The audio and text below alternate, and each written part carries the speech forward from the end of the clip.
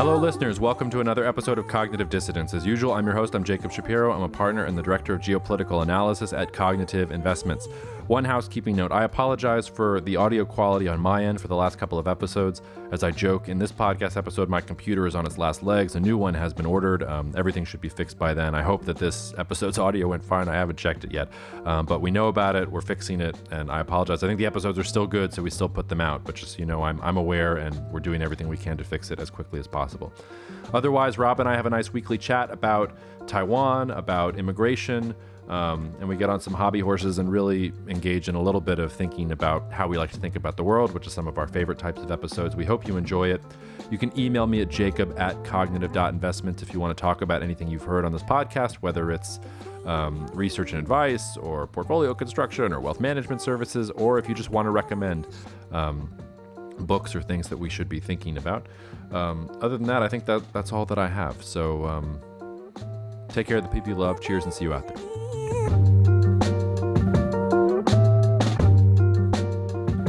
All right, listeners, welcome to the last recording on what Rob has just informed me is a really shitty MacBook Air. I mean, I always knew it wasn't top of the line, Rob, but I told you the memory amount on it, and you the look of, I wish I could beam the look of disgust on your face to all of the listeners. It's nice to see you for the last time on this shitty computer.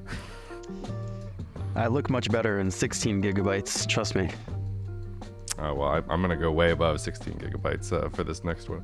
And listeners, if you've noticed problems with my audio in the last couple of episodes, that's why. So I've done everything I can. I've shut down every single application.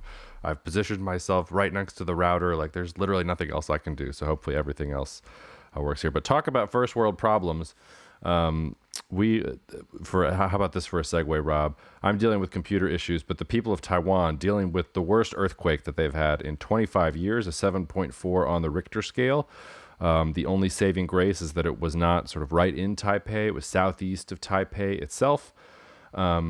It looks like, and it's a little early here, we're recording Thursday, April 4th, but a lot of semiconductor facilities and other tech companies, as a precaution, shut down operations, evacuated some staff and things like that. But it looks like no serious damage to any of the most important facilities there, that semiconductor workers are getting back to work.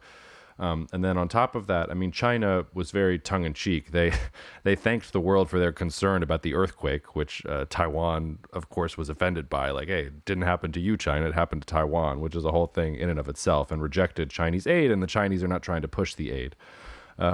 So sort of at a geopolitical level in terms of immediate implications for supply chains, probably not that important. I'd like to see all of these facilities sort of back online before we get there in the first place. But I don't know if you noticed this, Rob, like a bunch of news publications, whether it was Bloomberg or, you know, FT or the Wall Street Journal, they took the opportunity to talk about the earthquake for like 3 or 4 paragraphs in an article. And then it was like, and by the way, China might invade Taiwan. And if they did, it would cost an estimated $10 trillion to the global economy and everything would be terrible. They're just like backing in the World War III scenario when, guys, it's an earthquake and there's some stuff that we need to talk about there. But I thought it might be worthwhile to take a step back and understand why Taiwan has become a center of the global semiconductor supply chain. I think it's something that gets thrown out there a lot, but I thought we could put a little more meat on the bone.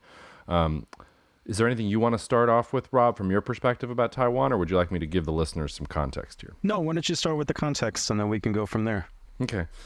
I'll try to do this very quickly. In some ways, this is sort of akin to some of the micro geopolitics segments that we were doing before.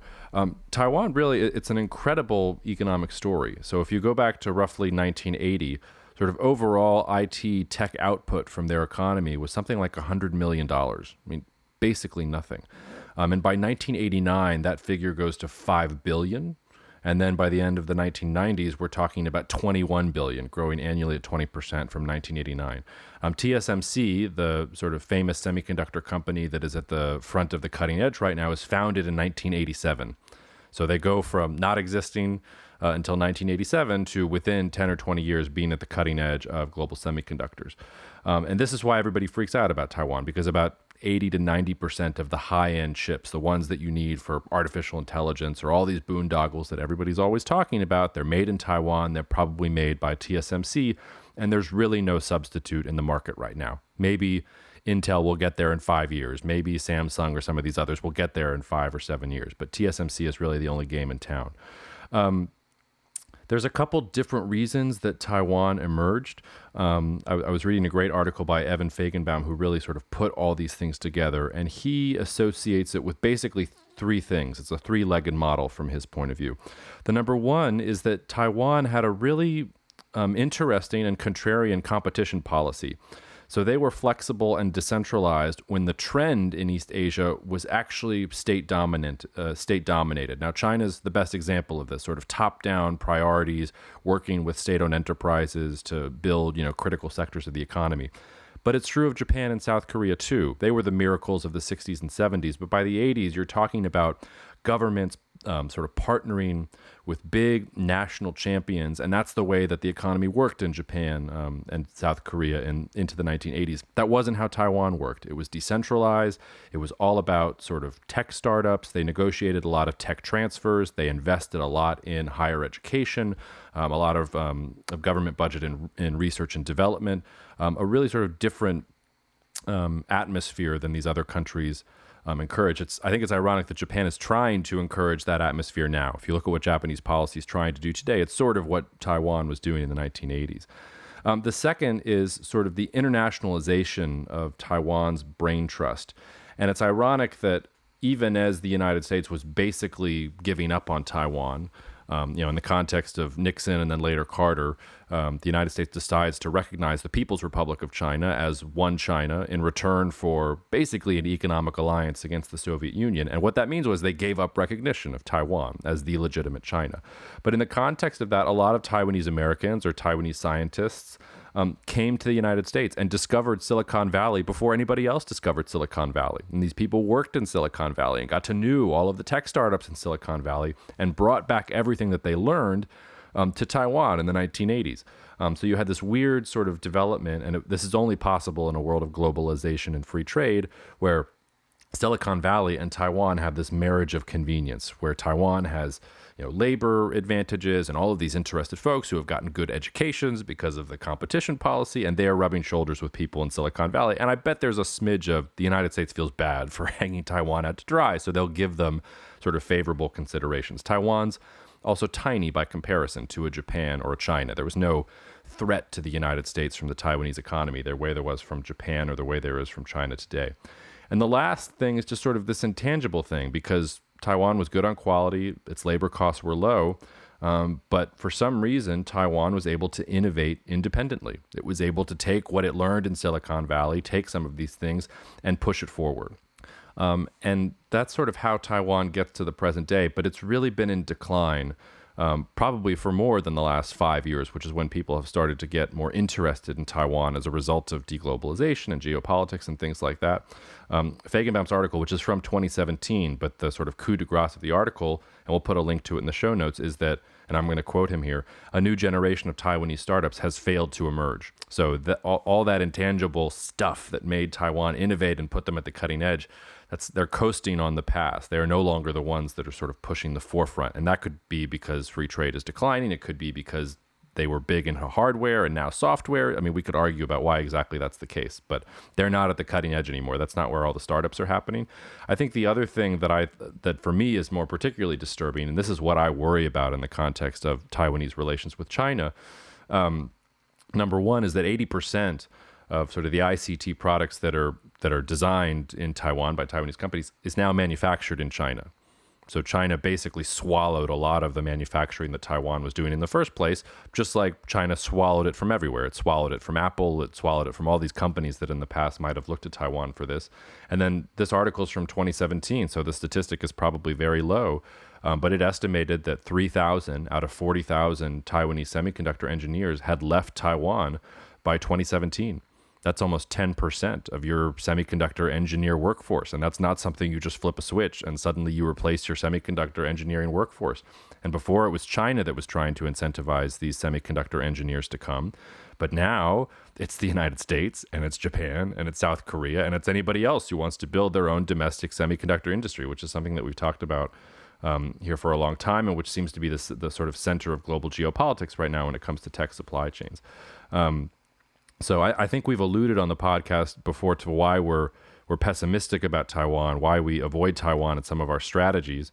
It's not because it's hard not to root for Taiwan and not to be impressed by their history, but you just look at what allowed them to become what they are today, and you look at where the winds are blowing, and things don't look particularly good. Yeah, I think it's interesting to compare Taiwan against a Japan or a larger country. We've spoken a lot about different modes of development and different models, and how sort of the liberal model does not apply in most cases. Like, most of the countries that got rich did not get rich through sort of free markets or more sort of globalization focused, low tariff strategy in sort of the Ricardian sense. But Taiwan is very unique in that way, because they did sort of tuck into this very specific niche of the broader global economy, as you point out. And now it seems like they have suffered from being so small, because it's almost like they have a bit of Dutch disease, where, so much of their human capital, so much of their focus has been on one area. And as you point out, they haven't really emerged as an area of true kind of widespread innovation. They don't really have many leading companies in the world outside of, a few small niches. So it's from a competitive standpoint, nation versus nation, it does seem like they're not very well positioned for the next 20 years, even, all the issues of China and potential threats aside. Well, I mean, that's the other thing they really don't have going for them, though, because I would actually make the argument that in this multipolar world, if your geography is favorable, I think it actually opens up the door to more Taiwan examples. You can't find a global niche, but if you can find a niche within a sphere of influence run by a dominant power, or if you can be a sort of apolitical place for trade to happen or for financing to happen, sort of the way that the UAE is trying to work right now, there's a real chance for you to build those sorts of things in a world. There's a lot of opportunity. The problem for Taiwan is the reason all of this is happening with Taiwan, and probably the reason they weren't able to innovate, is because the world changed around them, because they're right next to China. If they were not right next to China, if they were next to Uruguay and China still claimed that Taiwan was part of China, I don't think anyone would care, and probably Taiwan would continue to innovate. The big problem that they have for themselves in the long run is that everybody sees the writing on the wall. Taiwan is more important to China than it is to everybody else in the world. And eventually, and that could be 10 years from now, that could be 50 years from now, it could be 100 years from now, probably Chinese power is going to reassimilate Taiwan back into the mainland. By the way, listen, I'm sure that will upset some listeners. I'm not saying that that's a good thing, but if you just sort of look at the trajectory of history and where the interests are going, that's sort of true. And so if you're a company that is thinking about investments in these types of facilities, which take many hundreds of millions, if not billions of dollars, they're not simple to set up. It is physical hardware that has to be there. And it's not easy to replicate and move particularly easily. So you're worried about a Chinese invasion. You're worried about earthquakes because they're on some tectonic plates. You're worried about climate change. There have also been problems with Taiwan in terms of drought and lack of water, which is also critical to some. So you start going down the list of things. And their geography is not particularly favorable. It wasn't particularly favorable in the 80s and 90s, but nobody cared about this stuff in the 80s and 90s. In the 80s and 90s, as you said, it was all about driving down cost. It was all, they could make it cheaper. They figured out a different way to do it. Cool. Let's do some business with the Taiwanese. That's just not the way that it's working right now in the world. And the broader thing that I find interesting about Taiwan also is it tells us something about how economic decisions get made. Because everyone is hemming and hawing now about this exposure in the global economy to this small, vulnerable island, vulnerable in many ways. Earthquakes, Chinese invasion, all these issues. None of these things are secrets. It was funny when you wrote your analysis of the earthquake in the knowledge platform. I think you referred to it as a black swan-like event. But then you showed the chart of all the earthquakes that have happened in Taiwan over the last, 50 years. A black swan, by definition, is something that's previously unthinkable. You didn't know that was a thing, and then it shows up. Even aliens showing up is not a black swan event. We know that's possible at some level. So the Taiwan issue is interesting because a lot of these things should have been apparent years and years ago before we had hundreds of billions of dollars of fixed PP&E invested in this country that is very difficult to move and to diversify and to get out. And in some ways, we're making the same issues again, where the U.S. is trying to replicate its own supply chains. Where is it building semiconductor fabs? In freaking Arizona, where we're running out of water. And any analysis will tell you that we're going to have meaningful water issues within the next, some odd years. But we're not, we're not operating on that time frame. And I think that's just a broader principle that I find interesting, and that we've been trying to be more thoughtful about here, where we're sort of starting to do analyses of these kind of not black swan risks, as I said, but tail risks, sort of infrequent but predictable things, and what impact could they have. So, the pandemic is a good example. People know that there are pandemics. People predicted before COVID that there could very easily be a global pandemic because the precursors are in place and you have global transport and it's going to transmit quickly. And even people, identified animal to human transmission as a growing issue. I mean, none of this was unknown, and yet we were so unprepared and sort of falling all over ourselves for this, because it's just whatever, all of the benefits it has, our system is not very good at preparing for stuff that's either very low probability, even if it's almost bound to happen at some time frame, or, it's sufficiently far out in the future that, we'll deal with that later, So this is, from an investment standpoint, a very important theme that crops up again that we're trying to take really more closely into account. Well, the other thing about Taiwan, it really is the perfect symbol of globalization. In some sense, what people call the liberal international order, I'm putting that in air quotes, like Taiwan is the example of that. That's the good version of it. It's where it doesn't matter that there's conflict. It's everybody's joining the WTO, even a place that the United States doesn't recognize as a country. Okay, like you're going to be part of this supply chain. We're going to give you tech transfer. You're going to do all these things, and you're going to become a very wealthy country sort of overnight. And there just really isn't space for that anymore. There are examples of small countries or city-states trying to do this, but it's a place, like I said, like the UAE, which is trying to become, a place where no matter who you are or what you've done in your past, you can park your money and figure out how to clean your money and get it to whatever market you want to go to. It's places like Qatar, which has a lot of natural gas and has a media empire and is trying to parlay that into some kind of power. Maybe a place like Guyana that has a fairy tale oil discovery. They have some asset that everybody wants, so people are going to come in, take it, and maybe they're going to be able to harvest money out of that. It's much harder now for a country like Taiwan, which has, maybe 20, 25 million people roughly. They're not going to build an economy of scale and build a semiconductor company or a tech company or something like that, just selling to the Taiwanese market. And if there's all these political problems with selling into the big markets that actually allow them to scale, it's not going to work. And it's also, I really want to emphasize this, it's not just China, which has been predatory in terms of stealing Taiwan's expertise. You alluded to the TSMC plant in Arizona. That's the United States trying to steal Taiwan's expertise. Japan is trying to steal Taiwan's expertise. All of these different countries don't want to be exposed to Taiwan, the geography anymore. And Taiwan and Taiwanese companies are caught in this really unenviable position where it's, well, they still want partnerships and they still want to work with these different countries and other companies, but they also know that in order to do that, they're having to give up some of their tech. They're having to transfer back the other way. And that's not the way that the sort of Taiwanese innovation is supposed to work. So I do think it's an example of how the world really has changed in that sense. And I hope I'm wrong about this. I'm very pessimistic about what direction things go from there. You mentioned the Arizona plant, by the way. I think it's already like way like past budget and late and things like that. It's been interesting to see how Japan is doing a better job at working with TSMC and actually making progress in building facilities, whereas the United States made a big deal about it, but like it wasn't. I don't think that partnership is actually emerging the way that the United States thought it would. Before we leave this, Rob, point taken on black swans. And I actually thought of that while I was writing that in the knowledge platform.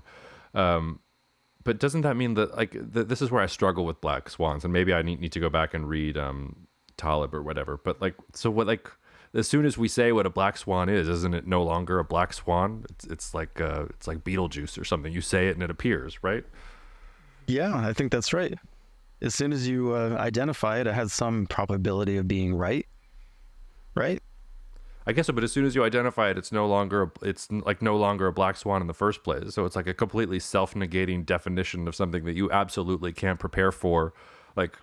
So is the concept of black swans literally just going to be, hey, sometimes things happen that you can't prepare for? That sucks. Yeah, I mean that's the definition. I mean, a black swan you cannot prepare for. You cannot put a probability on it.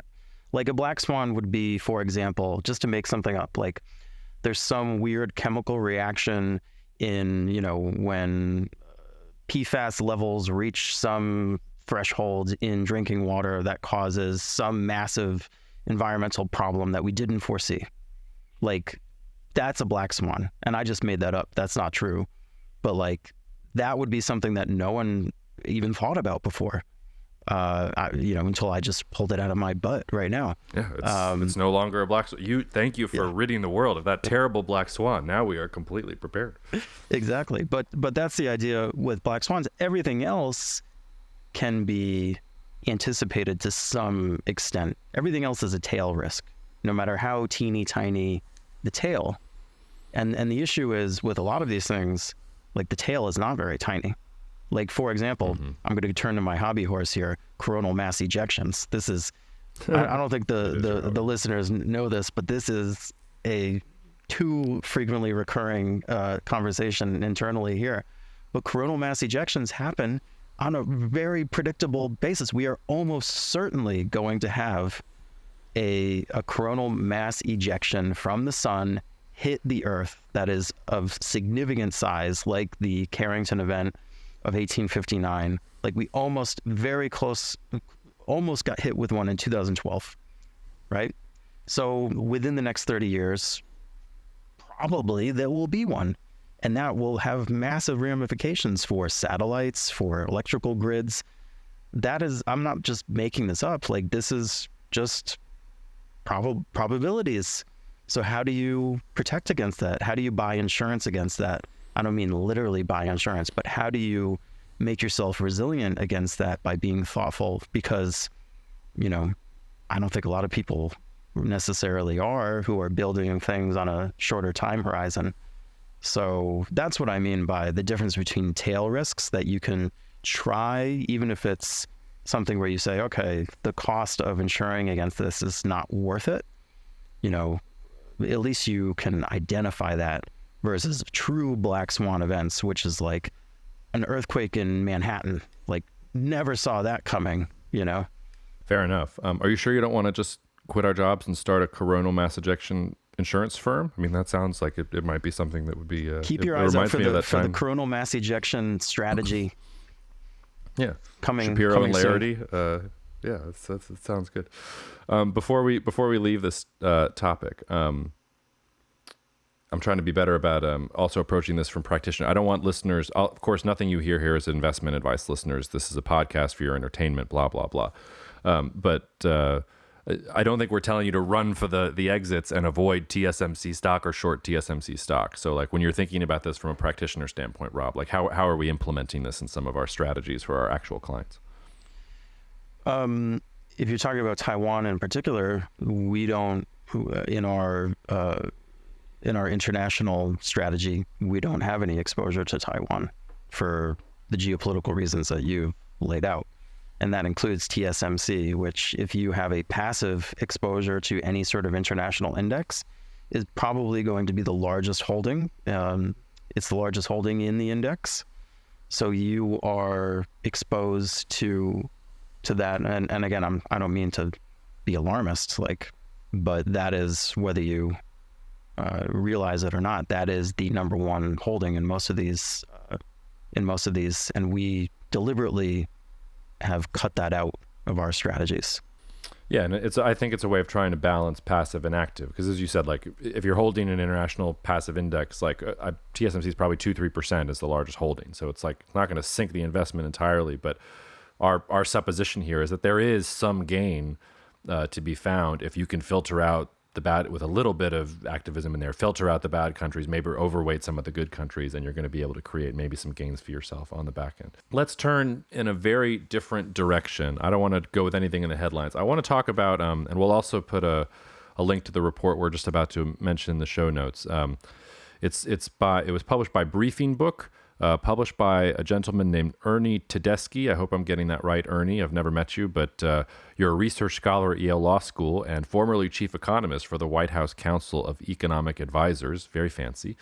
And the reason this stuck out to me so much, I'm just going to give a very brief synopsis of the article, and then I'm going to let you riff a little bit, Rob. So he talked about how US GDP is roughly double what other countries have experienced since the pandemic. So the US GDP has grown by 8.2% since just before the pandemic. That's almost twice as fast as the next best performer in the G7. And the controversial assertion that he makes is that the rise, and not just makes, he backs it up with a lot of data and charts, is that the rise in the immigrant population since the end of 2019 accounts for at least a fifth, so 1.6 percentage points of that US growth, accounting for direct labor supply, the unemployment rate, and productivity effects. He notes that without immigration, U.S. labor supply would have shrunk by 1.2 million since 2019. Instead, it expanded by 2 million over that same time period. And he says this is how we can explain the behavior of the U.S. economy, which has had stronger growth relative than most, very, very low unemployment, and at least until recently, cooling inflation data. And even if inflation starts to go up again, I think his point would be relative to other countries, the United States has experienced less inflation. So like we have not been at the front of the pack in terms of high inflation rates. Generally, like in Europe and some of these other markets, you've seen more pronounced inflation than you have in the United States. And sort of the last thing that he mentions that really stuck out to me was that the Congressional Budget Office upgraded its 2026 outlook for immigration, and it revised it upwards because it thought that immigration was actually understated in 2022, 2023, and is projecting something like 7 trillion, that's trillion, more economic output over the next decade over the baseline as a result of immigration. So I know that there's probably a lot to break apart there, and that immigration has become an extremely controversial topic in the United States. I am sure everybody is going to want to write in and send angry letters to us after we talk about immigration. Feel free. I love the hate mail. But Rob, I'll set you up there. Was this compelling for you? Do you think that there is something here? Do you think it's making a mountain out of a molehill? I'm curious for your take. Hey, it was not compelling. And but before I kind of rip into it and give my take, I want to hear, like, what is your interpretation of this report, like from your standpoint, from a geopolitical standpoint? Yeah, I get asked a lot about immigration when I'm giving talks and things like that. And the way I tap dance through this, they're not really tap dance. I mean, at the broader level, so at the level that I usually sit at, that the United States is still a country that attracts immigrants at the level that it does is a major source of geopolitical strength. There are very, very few countries in the world that the best and the brightest, or even not the best, that people just want to go to because they think that they and their children can have better lives there. And it's a source of enduring strength for the United States. I am a son of an immigrant, and many Americans have similar stories. And when you talk about the people who have innovated the most in the United States, like immigrants are a part of the fabric of the United States. That is separate from immigration law reform has needed reform for probably 50 years. It's become a political football that Republicans and Democrats kick back and forth to each other, and there's no accountability and no responsibility. And obviously you need secure border. Like, I'm with you. Like, all of that stuff is absolutely true. But China or Japan, they would love to be able to attract immigrants that would want to come to China or Japan and learn Chinese and Japanese and integrate themselves into Chinese and Japanese life and assimilate and help them with their terrible demographic picture. So I think that this is a picture of that innate geopolitical strength. Now, U.S. politics is so topsy-turvy that we can't see that strength for what it is. And because we have kicked the can down the road for the border security or for immigration law reform and all these other things, it has become a really pressing political issue. And if I'm being really cynical, it's one that both sides like to have because it's a way for them to kick back at each other because the issue is there, so they don't actually have to solve it. And when they're having an election, they can drag it out and say, oh, X official or X president was terrible on the border and terrible on, then we'll get through the election. And suddenly we won't be talking about this anymore, and everything will sort of go away, which is my cynicism coming out. And then the last bit was just, I thought it was interesting because this economist Ernie is trying to explain economic data that doesn't make sense to economist orthodoxy. Like, it doesn't make sense that there should be strong growth and super low unemployment, and inflation is like not that bad. Like, and so it's nice to see someone wrestling with that and trying to give a novel take on it. I can't imagine that it is just the immigration thing. That seems a little bit too simple, but he had some very compelling data talking about how this is sort of moving into it. So that was my take from my perch. So where to begin with this one? I guess the first thing to say is more of a caveat, which is it's very difficult to speak about immigration, and I think even economists have trouble doing this outside of the context of politics and sort of emotion, because this is such an emotive idea. And everyone says, oh, it's become such a big issue in American politics. I'm not sure when it has not been a big issue in American politics. Like, has anyone else seen Gangs of New York? Like, my God, this is not a new thing. So I want to take all of that and just put it aside and, just speak about this purely from an economic growth and a markets perspective, because I think that's the cleanest way to do it. And I guess what I would say is there's no question that immigration and demographics do matter for growth. But and we've gotten some questions about this in the context of China and Japan recently, so I think this is worth going into. But the extent to which they matter, I think, is way overblown.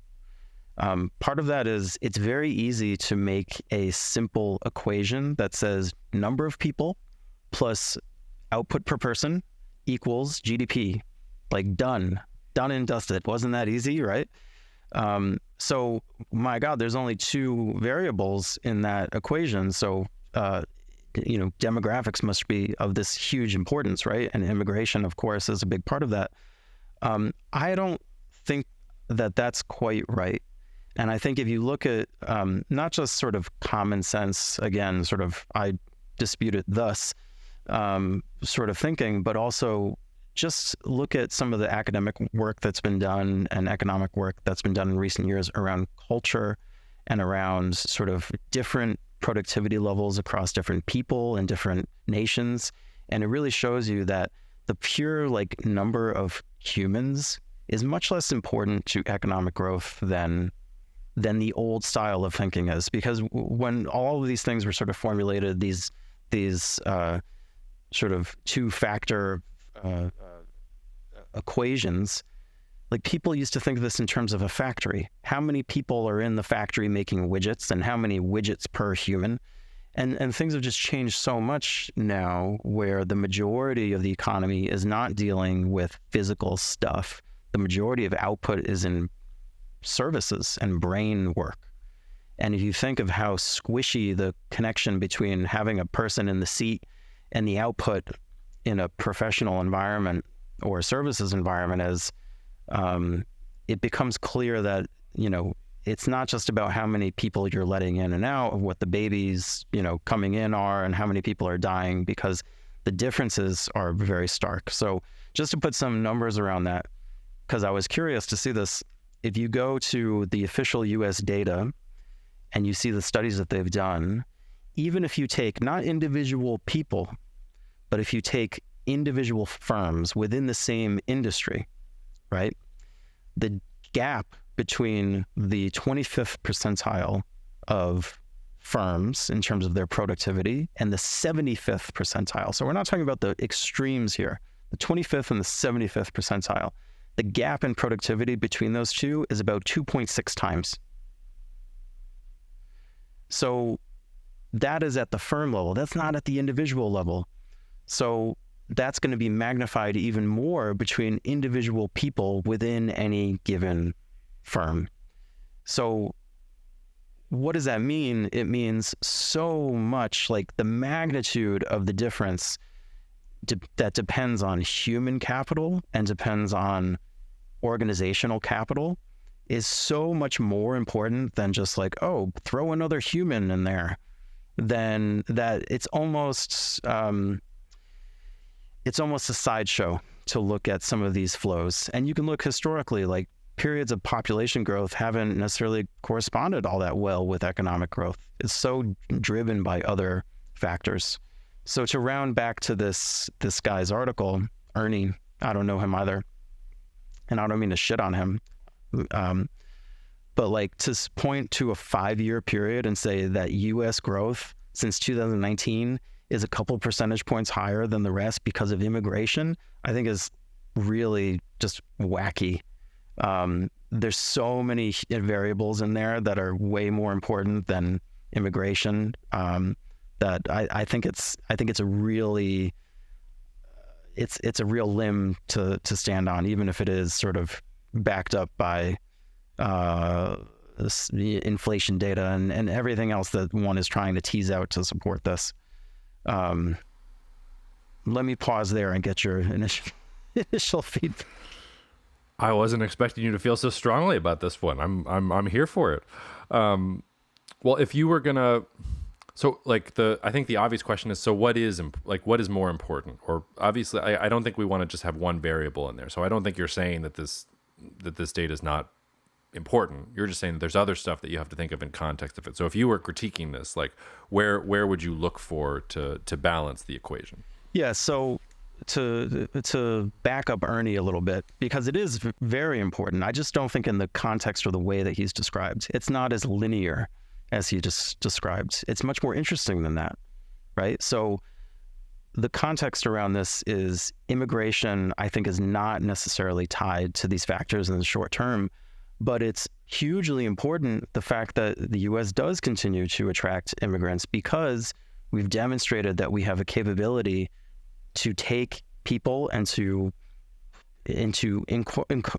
incorporate them into the economy in a way that's extremely productive. I mean, you don't need me to tell you that the numbers show immigrants are way overrepresented in the highest productivity, most innovative sectors of the economy. Look at all the freaking brilliant Indians we bring in who are coming out of India, coming to the U.S., starting lives here. Like, I don't know the data offhand, but I think if you look, the CEOs of some enormously high proportion of U.S. tech companies come from the Indian subcontinent. So that's just one example of many. So we have this ability to sort of, it's almost alchemy. We take people out of bad organizational capital nations or environments and put them in good ones, and they can somehow thrive in the U.S. in a way that they struggle to do so elsewhere. So all else equal, you want lots and lots of U.S. immigration to the extent that it doesn't tip over into, okay, we're really starting to struggle to incorporate people. So that's a huge factor. But again, like, this gets to issues of culture. It gets to issues of behavior. I think if you look at any of the data, it shows like there's a strong selection bias in immigrants. So the people who come to the U.S. on average are more go-getting, they're more ambitious, they're more intelligent, they're physically, in better condition than otherwise. All of these factors really matter. We're getting the cream of the crop. Even the people who come here illegally, who are making that journey, whatever. I don't want to get into the political side of things, but there's a selection bias there as well. Those are not the unambitious. You can say what you want about people who are making the journey from, Central America across the U.S. border, but they are not unambitious people. They have some vim, and that's on average something that you want in your economy. So that's a very important, aspect of the, I don't want to call it the melting pot, because it's not really a melting pot. That's sort of a myth if you really look at integration measures and stuff like that. But anyway, I'm going on and on. But I don't want to downplay immigration as a positive, especially in the U.S. context.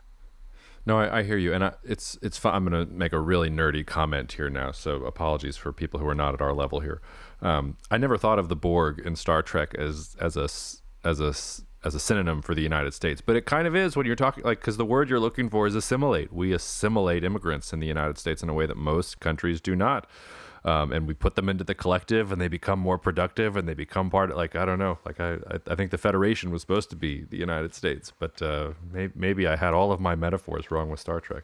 I want to take this in a different direction, but before I do, you said you looked at some stuff with China on demographics. Do you want to save that for later, or did you want to chime in with that now? Well, it's sort of a reflection of the same thing, and I think for China and Japan, you really have to talk about this in the context of AI and what's happening, because that's really, really important.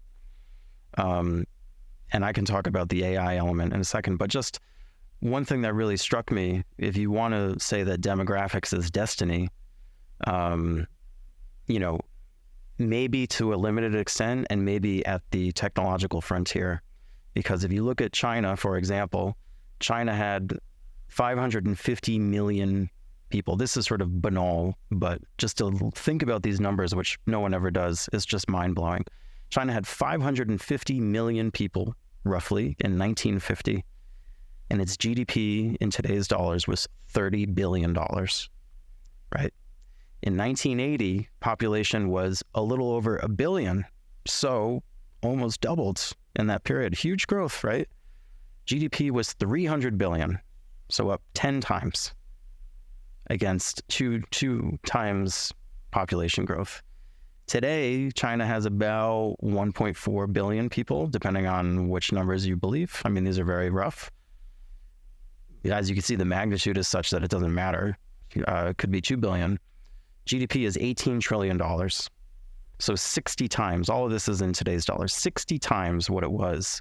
So what does that mean? It means that the human capital in China, people knowing how to do stuff, has grown so exponentially during that time period that it swamps all other factors by an exponential degree. And I know that's an extreme example and it's a positive one, but the door sort of swings both ways. And Japan, I think, has a similar story. But the way that AI and to a related degree robotics ties into this, like, as you know, Japan was very early in trying to promote robotics because it perceived itself as having a labor shortage. Robots are just AI with arms and legs, right? But this is a really important area to think about, because as AI really kind of gets to the point where you can have not only AI agents doing stuff in the economy, and I don't think it's an exaggeration to say these are agents doing things, and the impact on an individual person's productivity, when you even look at how wide that gap is now, we are going to have individual people with productivity levels that are just off the charts. So to think of it like to lump everyone into some big mass and be like, well, population growth is 0.2%, like, it's going to be a rounding error as far as what actually drives things up and down. And then robots, very similar. Like, if you want to do physical stuff, a robot is an AI agent connected to mechanical arms and legs that grab stuff and move around and do things and flip burgers and paint cars and whatever it may be. And that sounds like silly, but as these things really improve, and that improvement is happening at an accelerating rate, like, that's going to have an enormous impact on per capita productivity. And if you want a historical example of that, just look at the 1920s. Per capita manufacturing productivity in the 1920s, just from electricity, grew by like 8 to 12% per year. That is absolutely bonkers, off the charts growth in a very short period of time. And I think, we're experiencing or about to experience something like that. So to round up all of this talk of demographics, and I think it's just going to become, from a true like analytical standpoint, what do you focus on? It's just going to become not very important in the grand scheme of things in the next 10 years. Yeah. I mean, I've been saying that for some time. Well, and in some way, again, this is not, I don't want to throw the baby out with the bathwater. Like if I'm, like for instance, I was looking at Guyana the other day because of their fairy tale oil discovery, and I just wanted some. And listeners, I'm not a Guyana expert. If you hadn't gathered that already. So what was the first stuff that I went to? I went and looked at the demographics. I went and looked at the makeup. I went and looked at a couple different things. Like demographics is a Google search when you're starting your research. It's very, very hard to extrapolate sort of from there. But I was on the Bitcoin layer last week, Rob. I think they just put out this episode, and they asked me about India, and I've been asked about India a lot, and I think I want to bring India to close this conversation because I think it's a good example of everything that you're talking about. Because if numbers were really that important, like India would have already taken over the world. They've got the best demographic pyramid. They've got 1 billion plus young people, everything else. But when you look at their GDP per capita, I haven't looked at it in the last 6 to 12 months, so maybe they've gone up a little bit since then. But they've got a GDP per capita hanging out around the same level as Haiti. And if you've read the newspapers at all in the last couple of months, you know what a complete dumpster fire and how impoverished Haiti is in general. And I think for everyone, they saw what happened with China. Like the market saw, they went, from point A to point B, and it was a 60x or whatever it was increase in GDP. And I think people are looking at India and thinking the same thing is going to happen. That, okay, India is starting where China did in 1950, and if you want to ride the next big wave, like India is going to have the demographic wave that is going to take it into the future. I have some reasons why I'm skeptical of that take, but I assume that you are also skeptical of that, or do you think that India, in this sense, what the law of large numbers is just going to outweigh everything else? I think the law of large numbers matters. It's not something that you should ignore, but I think if you're trying to evaluate how well India does or doesn't do, like it's probably number 5 on the list. Organizational capital, efficiency, human capital, culture, all of those things are just going to swamp, how many people there are. And if those other things fall into place, of course, it'll absolutely accelerate that because you have that many more people to benefit from these things. But if you don't have those other ingredients, number of bodies is not going to save you. Yeah. Before we get out of here, I wanted to read something from, this is an IMF economist. I don't know if he actually works for the IMF. I assume he does because the IMF published his article. This is Angus Deaton. I had not heard of him before. Have you heard of him before, Rob? Yeah, he's pretty famous especially for his work on kind of happiness studies, income and happiness correlated over time, those sorts of things. Yeah, I'm an emeritus professor at Princeton, also a 2015 recipient of the Nobel Prize in Economic Sciences. So Angus, I'm sorry that I didn't do more research and that I didn't know you better. But he wrote an article that the IMF published, and I just want to read a couple of the sentences because I think I'll tell you why I wanted to read it in a minute. So let me just read it and we'll go into it. So I'm quoting him here. The credibility revolution in econometrics was an understandable reaction to the identification of causal mechanisms by assertion, often controversial and sometimes incredible. That's the jargon for the lead in here, but here's the meat of it. But the currently approved methods, randomized control trials, differences in differences, or regression discontinuity designs, have the effect of focusing attention on local effects and away from potentially important but slow-acting mechanisms that operate with long and variable lags. Historians who understand about contingency and about multiple and multidirectional causality often do a better job than economists of identifying important mechanisms that are plausible, interesting, and worth thinking about, even if they do not meet the inferential standards of contemporary applied economics. So that is a Nobel Prize winner in economics telling you that maybe historians are better at thinking about applied economics than actual economists. And I wanted to read it for a couple different reasons, and I'd love your reaction to it, Rob. The main reason I wanted to read it was because I very low-key and secretly don't like geopolitics. And what I mean by that is that geopolitics is what I've become associated with. It's a shorthand for the type of research that I do. And I do think geopolitics is a really powerful analytical tool. But in the same way that demographics can become a straitjacket, I also think geopolitics can become a straitjacket. And when I'm tackling an issue for a client whether it's one of their portfolios or an investment decision we're making or one of our corporate clients or things like that.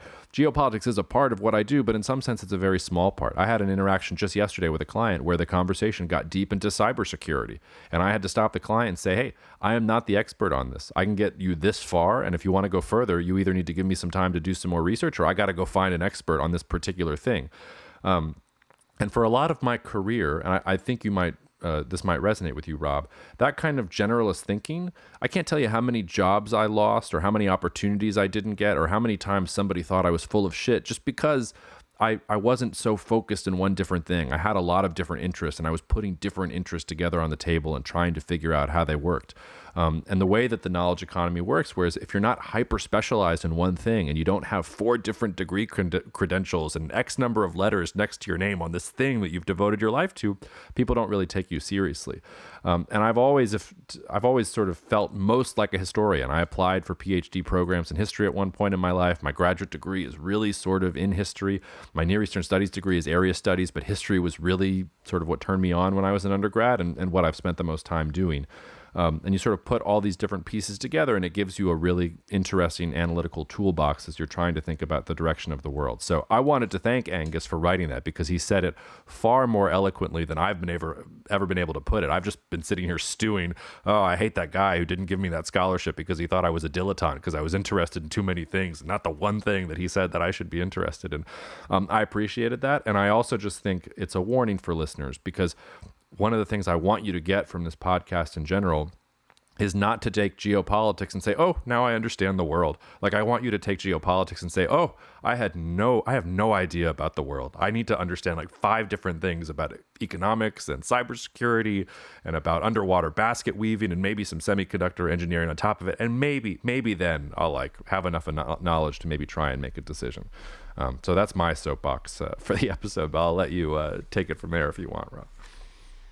No, I mean, it just reinforces something that we've talked about quite a bit in the past, which is the value of humanism, and that I always have said to you and said publicly also that I think one of the reasons you're so successful at what you do is because you're not a geopolitical analyst. You're not some guy sitting in a silo who does this thing. You're just a curious thinker who's interested in humans and sort of how they behave in groups and individually and what makes them tick. And I think taking that view sort of imbues you with a humility that many don't have, because there's a great book that I always reread by a guy named Clive James. I don't know, you ever heard of him? He was a well-known essayist, and he was on television for a long time in the UK. He had a bunch of shows. But one of my favorite books is called Cultural Amnesia, and it's James sort of at the end of his life sort of summarizing his thoughts on all sorts of different figures from history and literature and philosophy and that sort of thing. And at the beginning he says, I'm putting this together not to show young people a path to success. I'm showing them the path to a necessary failure, which is realizing that you just can't know everything, that you can spend your whole life trying to be curious about all sorts of different things, and it's the act of the seeking that matters. There's no destination. And I think that's sort of what Angus is getting at, and probably at the end of a long storied career in economics, which aspires to be a science. As I say, it has mathematics envy, and that's always, I think that's very true. And a lot of investing has mathematics envy, and a lot of people try to reduce it to, economics or a model or a formula. And as Angus says, like, there are historical forces that are bigger than that. There are things that make that implausible and not feasible. And yet it's very difficult to accept that we don't have the answers, and you're sort of groping in the dark for a lot of these things. Anyway, I don't know where I'm going with this, but that's... No, I think where you're going with this, and I think this episode has actually done a really good job of pointing this out, which is we're groping in the dark because we have the sense that the historical forces are moving. like that this is a period of immense historical change that we were in. I don't want to call it the doldrums because a lot happened in the unipolar era of U.S. hegemony and free trade and globalization. There were tons of tech, like all sorts of things happened. I'm not saying anything didn't happen, but I think we are living at the very beginning stages of wrenching change.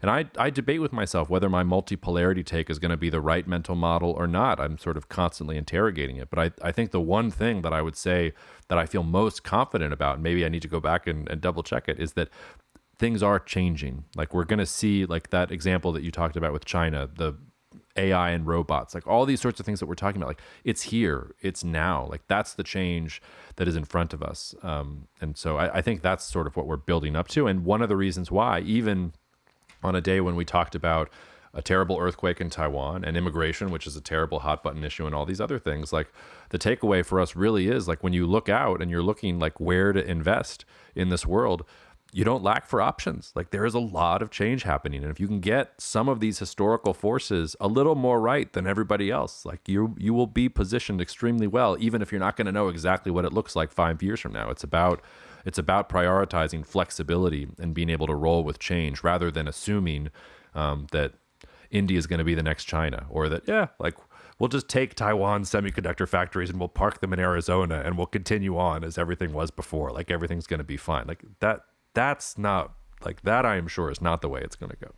Well, I think just to offer a concluding thought here, just on Angus's thing about history versus local factors, as I think you put it, and what you're saying, like that's the most exciting thing about what we do. And I think earlier in my career, because I always liked history, right? So when you read some history, enough to be dangerous, you think, oh, it's going to play out just like history. I'm going to use this mental model from the past. And, oh, this is just like, pre-World War I, when everyone said that all the trade wasn't going to keep us from going to war. And then we did. Like, you think you're such a smarty pants, right?